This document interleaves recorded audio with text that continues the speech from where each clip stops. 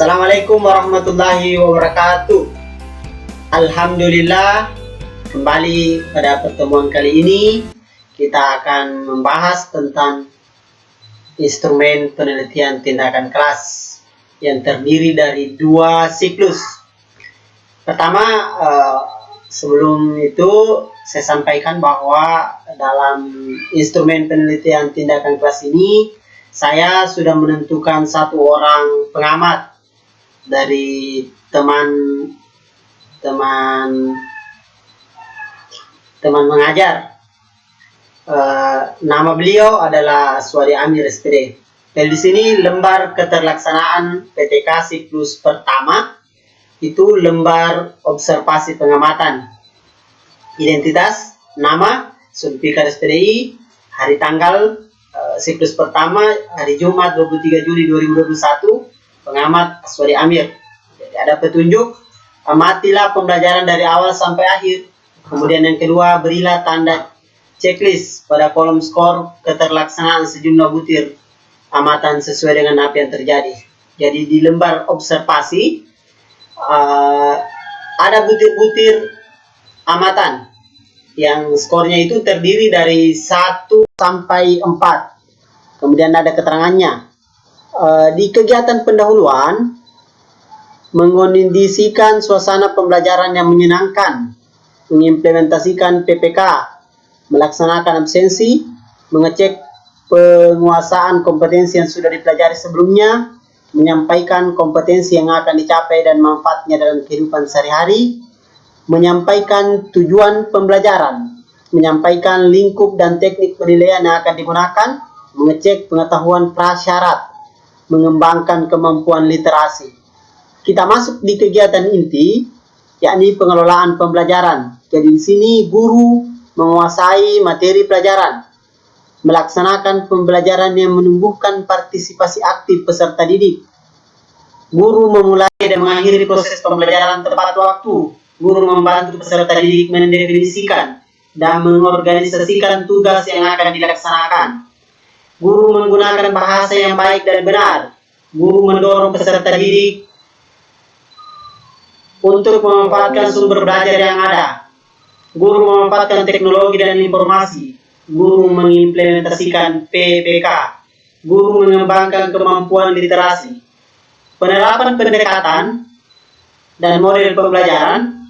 Yang pertama, pendekatan saintifik, yakni memfasilitasi peserta didik untuk mengamati, memancing atau memfasilitasi peserta didik untuk merumuskan pertanyaan, memfasilitasi peserta didik dalam mengumpulkan informasi, memfasilitasi peserta didik dalam mengolah atau menganalisis informasi untuk membuat kesimpulan, memfasilitasi dan menyajikan kegiatan bagi peserta didik untuk mengkomunikasikan pengetahuan dan keterampilan yang diperolehnya. Selanjutnya, model pembelajaran, problem based learning, melaksanakan tahap pertama, yakni memberikan orientasi masalah pada peserta didik. Melaksanakan tahap kedua, mengorganisasi peserta didik atau membagi kelompok. Yang melaksanakan tahap 3, yakni membimbing peserta didik dalam penyelidikan dan penyelesaian LKPD. Melaksanakan tahap keempat, memberi kesempatan kepada peserta didik mengembangkan dan menyajikan hasil penyelesaian lembar kerja peserta didik. Dan melaksanakan langkah kelima, menganalisis dan mengevaluasi. Kemudian selanjutnya adalah melaksanakan penilaian.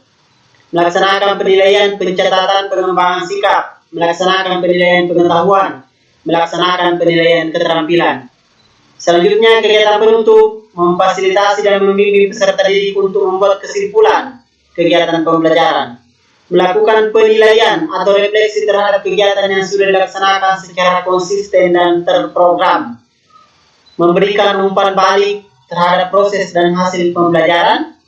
Merencanakan kegiatan tindak lanjut dalam bentuk pembelajaran remedi, program pengayaan, layanan konseling, dan atau memberikan tugas, baik tugas individu maupun kelompok sesuai dengan hasil belajar peserta didik. Yang kelima, menyampaikan rencana pembelajaran pada pertemuan berikutnya, mengimplementasikan PPK.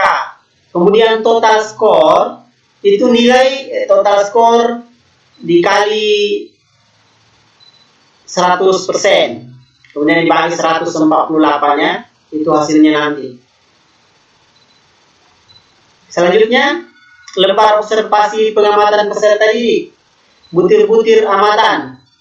Kegiatan pendahuluan memulai pelajaran tepat waktu, mengimplementasikan PPK, melakukan absensi, mengembangkan kemampuan literasi. Di kegiatan inti, yang pertama pengelolaan pembelajaran, peserta didik aktif bertanya, peserta didik aktif menjawab pertanyaan teman atau guru. Peserta didik mendefinisikan dan mengorganisasikan tugas yang dilakukan. Peserta didik menggunakan bahasa yang baik dan benar. Peserta didik memanfaatkan sumber belajar yang ada. Peserta didik memanfaatkan teknologi dan informasi. Peserta didik mengembangkan kemampuan literasi. Adapun penerapan pendekatan dan model pembelajaran. Yang pertama, pendekatan saintifik. Peserta didik melakukan pengamatan. Peserta didik merumuskan pertanyaan. Peserta didik dalam mengumpulkan informasi atau mencoba. Peserta didik mengolah atau menganalisis informasi untuk membuat kesimpulan. Peserta didik untuk mengomunikasikan pengetahuan dan keterampilan yang diperolehnya. Model pembelajaran, problem based learning, melaksanakan tahap 1 memberikan orientasi masalah. Melaksanakan tahap 2 mengorganisasi peserta didik. Dan seterusnya, sampai di kegiatan penutup, kemudian di total skornya. Itu untuk lembar keterlaksanaan siklus 1. Nah, siklus 2 kurang lebih sama dengan itu.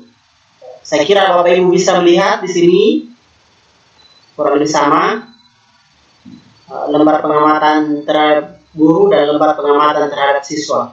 Saya kira cukup sekian untuk instrumen penelitian ini. Sampai jumpa di lain kesempatan. Assalamualaikum warahmatullahi wabarakatuh.